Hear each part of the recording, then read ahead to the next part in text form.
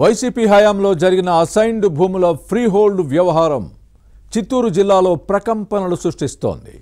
దీనిలో అక్రమాలే ఎక్కువగా జరిగాయని కూటమి ప్రభుత్వం జరిపిన విచారణలో వెలుగు చూసింది.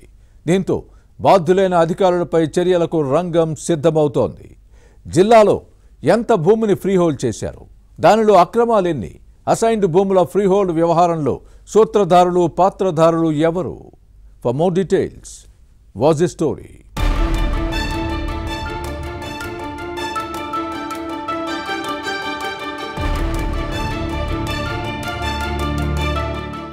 వైసీపీ హయాంలో ఉమ్మడి చిత్తూరు జిల్లాలో భూ బకాసరుల ఆగడాలకు అంతే లేకుండా పోయింది.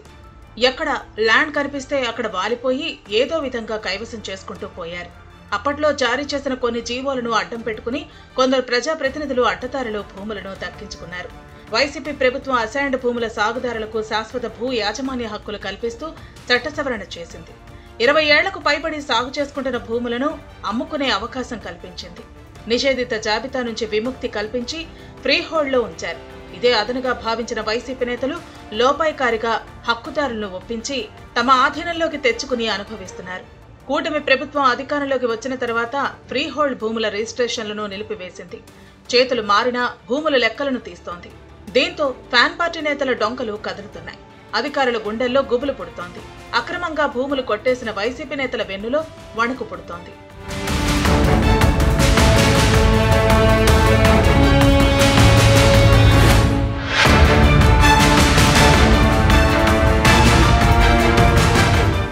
ఫ్రీహోల్డ్ భూముల అక్రమ భాగవతం వ్యవహారంలో రాష్ట్రంలో ఉమ్మడి చిత్తూరు జిల్లా టాప్ లో ఉంది.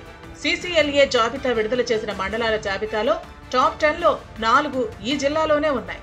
వీకోట, కుప్పం, గుర్రంకొండ, బంగారుపాలెం మండలాలు జాబితాలో చేరాయి.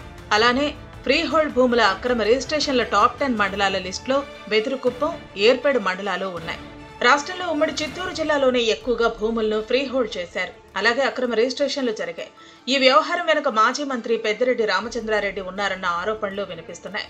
పుంగనూరు మండలం రాగానిపల్లి దగ్గర ప్రభుత్వ భూముల ఆక్రమణ, పులిచెర్ల మండలం మంగళంపేట సమీపంలో ఫారెస్ట్ ల్యాండ్స్ కబ్జా వ్యవహారంలో పెద్దిరెడ్డి పాత్ర ఉందంటారు. ఈయన అనుచరులు కూడా భూదందాలకు పాల్పడ్డారు. అందుకే దందా బయటపడకుండా మదనపల్లి సబ్ కలెక్టర్ కార్యాలయంలో ఫైళ్లు దహనం చేశారన్న ఆరోపణలు వచ్చాయి. పెద్దిరెడ్డి భూ బాధితులంతా ఇప్పుడిప్పుడే బయటకొచ్చి ప్రభుత్వానికి ఫిర్యాదులు చేస్తున్నారు.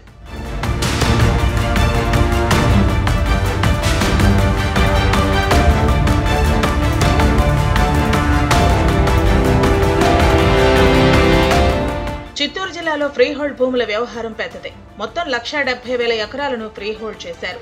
దీనిలో 1,12,000 ఎకరాలను అక్రమంగా, 58,000 ఎకరాలను సక్రమంగా ఫ్రీహోల్డ్ చేసినట్లు ప్రస్తుత జిల్లా అధికారులు గుర్తించారు. అలాగే జిల్లాలో 2,797 ఎకరాల ఫ్రీహోల్డ్ భూములకు రిజిస్ట్రేషన్లు జరిగాయి. దీనిలో 1,549 ఎకరాలను అక్రమంగా, 1,248 ఎకరాలను సక్రమంగా రిజిస్ట్రేషన్లు చేసినట్టు తేలింది. వీకోట మండలంలో 12,226 ఎకరాలు డికేటీ భూములను ఫ్రీ హోల్డ్గా మార్చితే దీనిలో 9,243 ఎకరాలు అక్రమమని తేలింది.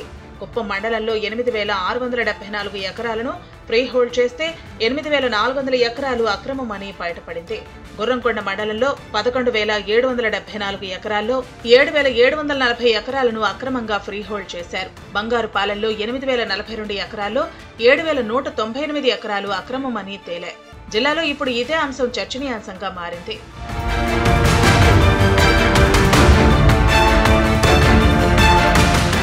ఫ్రీహోల్డ్ భూముల అక్రమ రిజిస్ట్రేషన్ల వ్యవహారంలో రెవెన్యూ అధికారుల పాత్రపై లోతుగా విచారణ సాగుతోంది.